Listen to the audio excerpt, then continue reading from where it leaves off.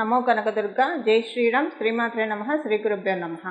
2024 సంవత్సరం ఏప్రిల్ నెల వార ఫలితాలు. 2024 ఏప్రిల్ 21వ తారీఖు నుంచి ఏప్రిల్ 27వ తారీఖు వరకు కూడా ద్వాదశ రాశుల వాడికి గోచార గ్రహస్థితిలో ఏ ఫలితాన్ని ఇస్తూ ఉంది.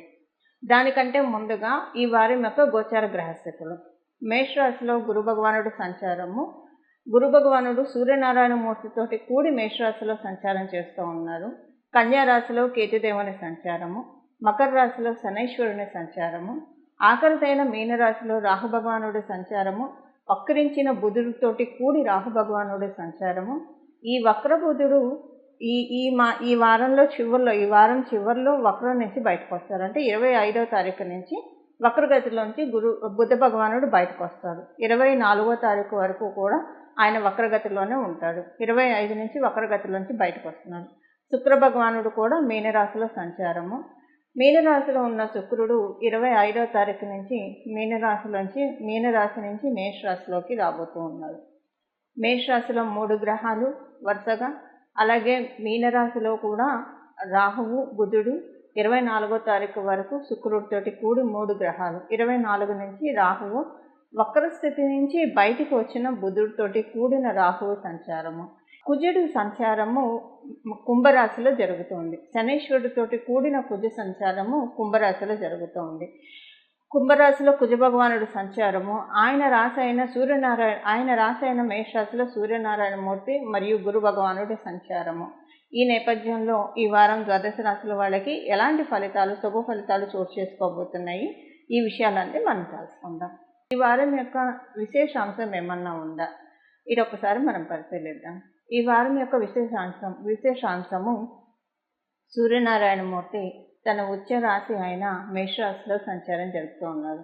ఉచ్చ స్థానమైన మేషరాశిలో ఆయన మామూలుగానే ఆయన ఉచ్చరాశి అయిన మేషరాశిలో సంచారం చేస్తుంటే చాలా మంచి ఫలితాలని ఆ ద్వాదశ రాశుల వాళ్ళకే ప్రసాదిస్తాడు.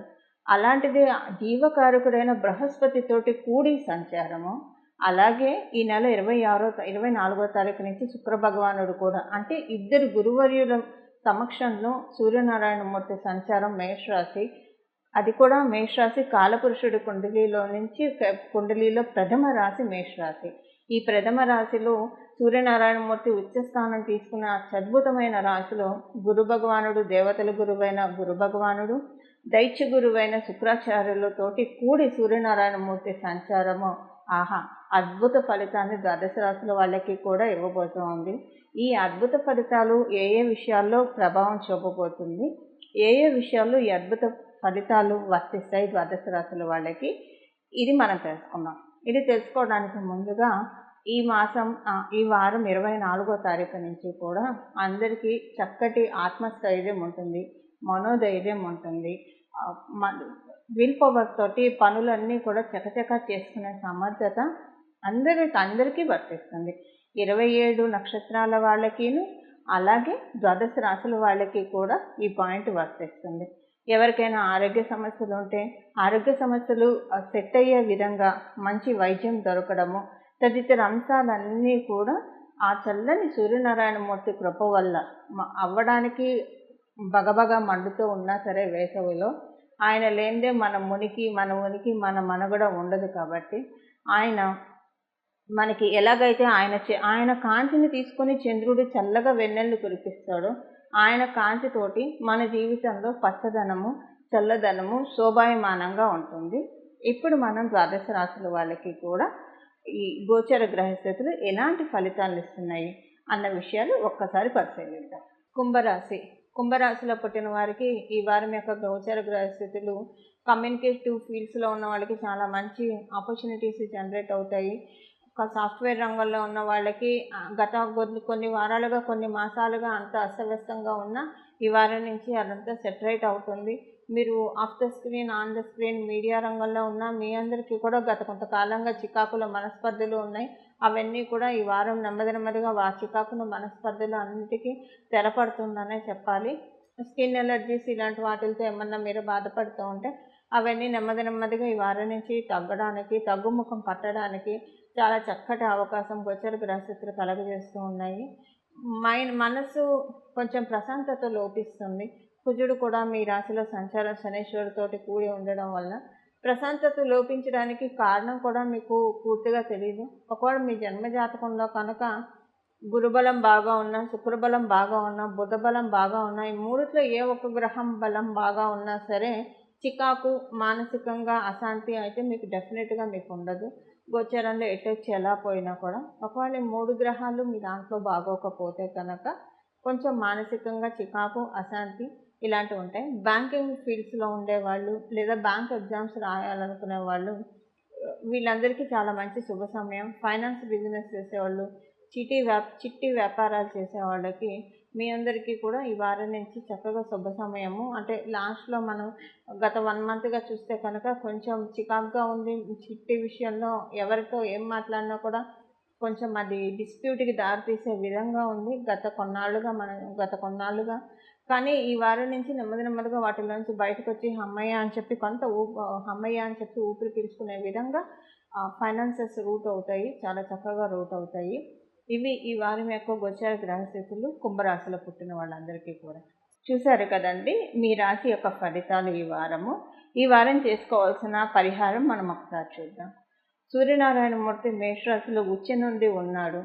కుదిరితే కనుక అంటే మీకు టైం సహకరిస్తే రాత్రిపూట కొంచెం పెందలాడే పడుకోగలిగే అవకాశం ఉన్నవాళ్ళు ఉదయాన్నే సూర్యోదయ పూర్వమే స్నానం చేసి సూర్యనారాయణమూర్తికి అర్ఘ్య ప్రదానం చేస్తే చాలా మంచిది.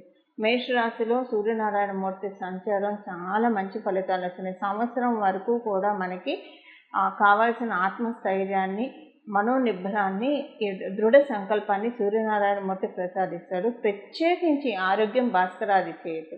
ఈ సంవత్సరం పొడుగుతా మనం ఆయురారోగ్య ఐశ్వర్యాలతో ఉండాలంటే ఐశ్వర్య ప్రదాత, ఆరోగ్య ప్రదాత అయిన సూర్యనారాయణమూర్తిని శరణ వేడాలి.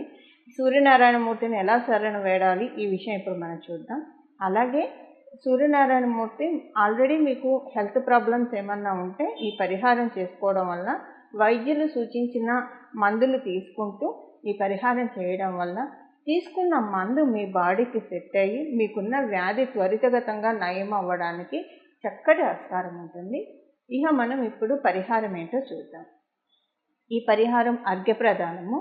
మీకు సూర్యాష్టకం ఇప్పుడు మీరు ఒకవేళ రాత్రిపూట లేటుగా పడుకున్న వాళ్ళు పొద్దున్నే మీరు లేవలేరు అని అనుకుంటే కనీసం ఉదయం 10 లోపల అర్ఘ్యప్రదానం చేయడానికి ప్రయత్నించండి. అంతకు మించి మటుకు దాటనీయకుండా ఉండడానికి దాటనీయకండి. ఆ లోపే చేయండి.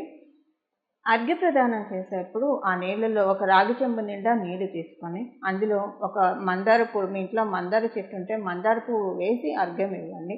మందార చెట్టు అందరింట్లో ఉండదు కాబట్టి లేని వాళ్ళు గులాబీలు ఇలాంటివి లేదా గన్నేరు చెట్టు, ఎర్ర గన్నేరు చెట్టు అందుబాటులో ఉంటే ఎర్ర గన్నేరు కూడా వేసి ఏదైనా కూడా ఎర్రటి పుష్పంతో స్వామివారికి అర్ఘ్యం వదలాలి.